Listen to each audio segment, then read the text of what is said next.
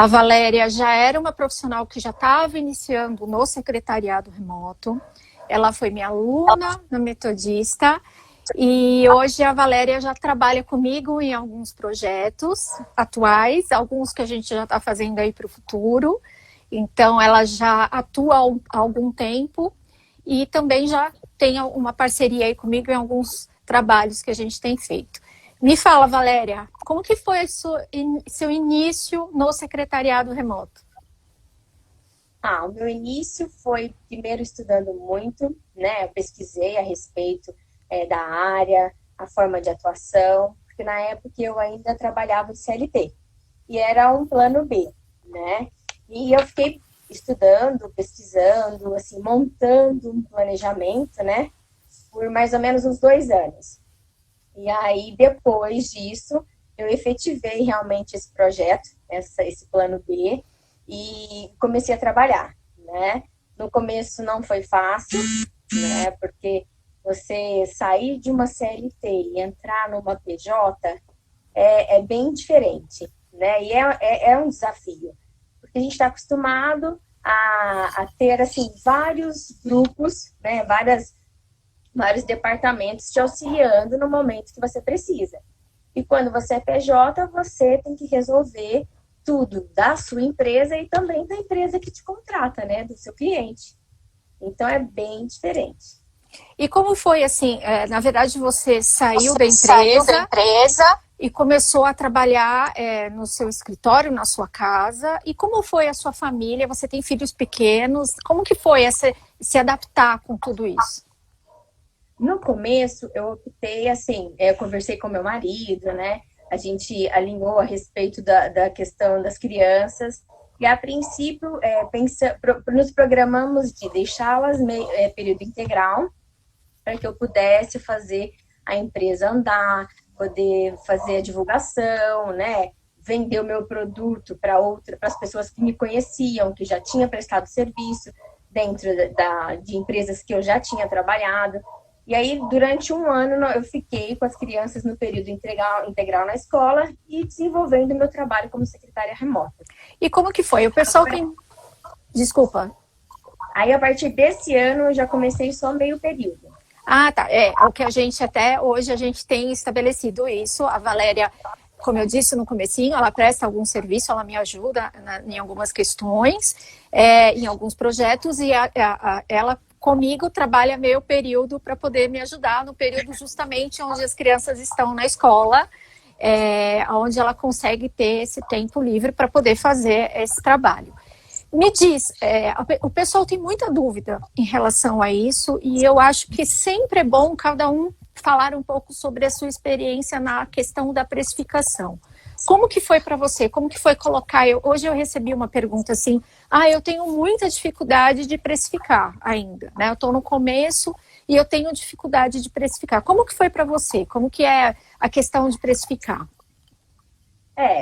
A Joyce comentou ontem, realmente não é fácil. No começo, a gente não tem a menor ideia, né, de que valor dá para o seu serviço, né? A gente está acostumado assim, as empresas passarem um valor, eu te ofereço isso para você trabalhar. E eu ia fazer o papel inverso, né? Eu ia dizer o meu valor para o cliente. No começo foi difícil, né? Aí eu estudei um determinado valor, com base no estudo de mercado, para ver qual era a média de preço das outras secretárias que trabalham na área, né? E aí fiz uma média. Por quê? Porque eu estava começando, o cliente precisava primeiro conhecer o meu trabalho, né? Eu desenvolver algumas coisas para depois a gente pensar em mudar os valores. E aí assim, a gente vai ajustando, né?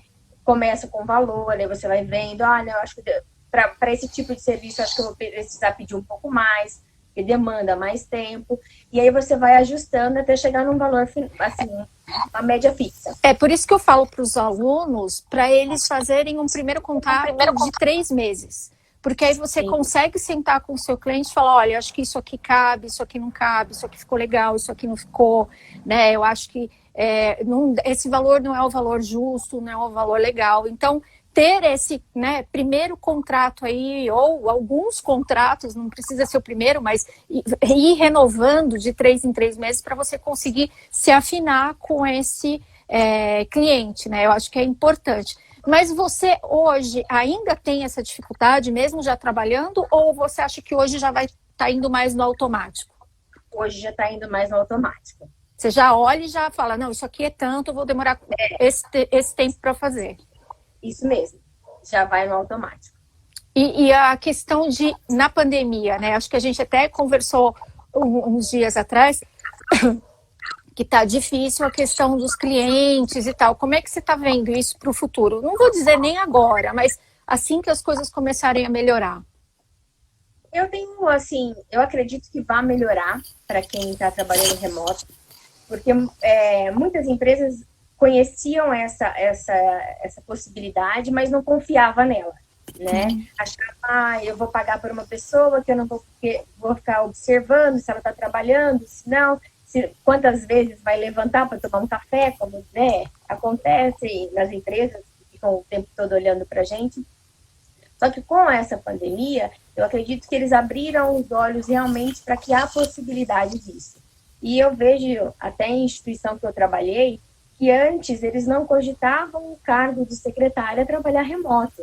E hoje eles estão vendo a necessidade disso acontecer. Que é possível, então, assim, né? Tudo é possível. O que é preciso é apenas os dois lados sentarem, conversarem, ver o que é melhor, ajustar e fechar vamos dizer assim, uma coisa que esteja bom para a secretária e também para a empresa.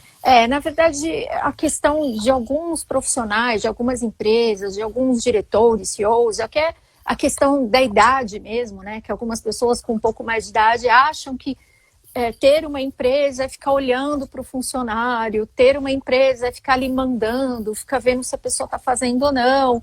É uma cultura que se tem, né? Na verdade, a gente já vê pessoas até com um pouco mais de idade que têm a cabeça um pouco mais aberta nesse sentido, e principalmente os mais jovens que estão entrando com essa cabeça de startup, cabeça de flexibilidade, de trabalhar de camiseta,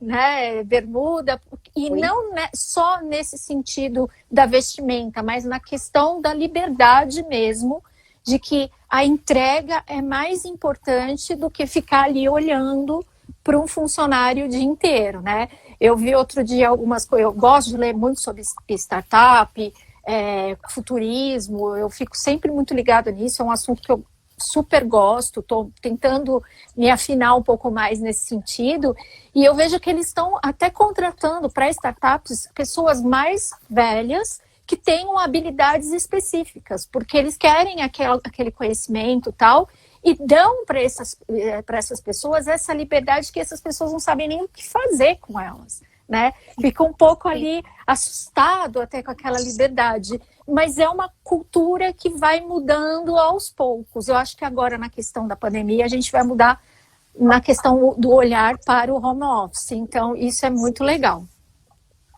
Tem uma pergunta aqui, é mais difícil no início conseguir cliente? Bom, o que eu digo para os alunos, eu vejo que muitos deles têm feito, é procurar dentro do grupo de pessoas que já conhecem a questão de tentar ali garimpar um ou outro cliente, porque a indicação é muito importante. A segurança que você tem com um cliente que vem de indicação ou que vem porque já te conhece, é assim, você já conseguiu cliente assim, como que foi? Então, um dos meus clientes no início foi assim, trabalhamos juntos numa instituição, e aí ele ficou sabendo que eu estava trabalhando como secretária remota, aí ele falou, eu estou abrindo uma startup, então eu acho que eu vou precisar dos seus serviços, e começamos assim, também com um contrato de 3 meses, né, e aí a renovação também foi de mais 3, porque eu acho que esse tipo de contratação é bom para você e para o cliente. E a gente vê que hoje o mundo, muda muito e tudo muito rápido. Sim. Então, às vezes, você fazer um contrato longo não é bom nem para você nem para a empresa, né? Neste momento de pandemia, eu tive que congelar um contrato, né? Dar uma parada, porque um cliente me pediu, falou, olha, eu não vou ter como continuar, o que, que a gente pode fazer? A gente pode congelar e depois a gente volta? Eu falei, ok, a gente tem que ter essa flexibilidade também, a gente não pode ser tão rígido, porque senão, assim, você perde o cliente sem ter nenhuma conversa com ele, né? Vejo que algumas pessoas, inclusive, estão conseguindo captar clientes nesse momento, porque eles não conseguem trabalhar, né, com ferramentas tecnológicas, ele não consegue trabalhar com a distância, está tendo dificuldade com algumas coisas. Então, também é uma forma de você captar alguns clientes também nesse formato. Então, a gente tem que ter, como a gente está trabalhando de uma forma inovadora, a gente tem que ter todo esse tipo de flexibilidade para conversar com o cliente. Claro que tem cliente que abusa, tem cliente que acha que manda em você, tem cliente que acha que você está disponível para ele 24 horas por dia, 7 dias por semana, tem cliente que acha que quando te contrata você é funcionário dele. Então tem a parte chata também, que você também tem que ter inteligência para, né, colocar algumas regras, não é assim, Valéria? É verdade. Você tem que acabar colocando alguns limites de forma cordial, de forma gentil, né? Para que o cliente não se sinta ofendido nem mal, mas você também impor limites, né?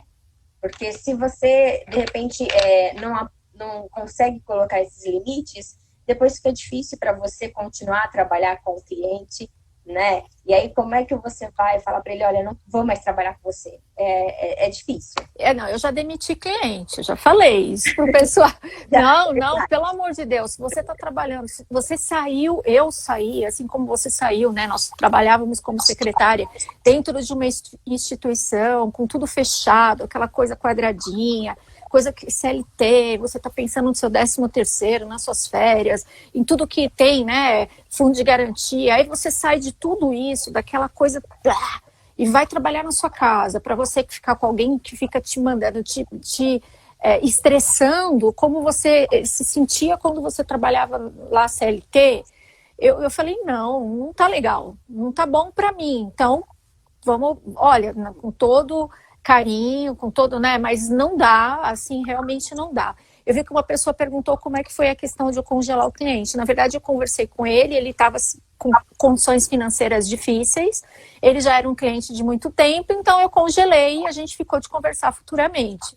Assim, na boa, não cobrei nada, né? Eu acho que a gente trabalha de uma forma freelancer também, então a gente também tem que ter esse respeito pelo cliente, principalmente por uma coisa que está acontecendo no mundo todo e todo mundo está passando por alguma dificuldade. Valéria, eu super adorei a sua participação. Obrigada. Muito obrigada. Assim como eu falei para as outras meninas, a gente vai fazer outros projetos, vai falar, eu pretendo ficar aqui com algumas pessoas 1 hora conversando, então a gente vai voltar a falar. Num primeiro momento, muito obrigada por passar aqui para dar alguma informação aí com a sua experiência. Muito, muito obrigada. Pelo convite, é sempre bom fazer uma parceria com você. Obrigada. A gente está junto dos nossos projetos aí. Isso aí. Beijo.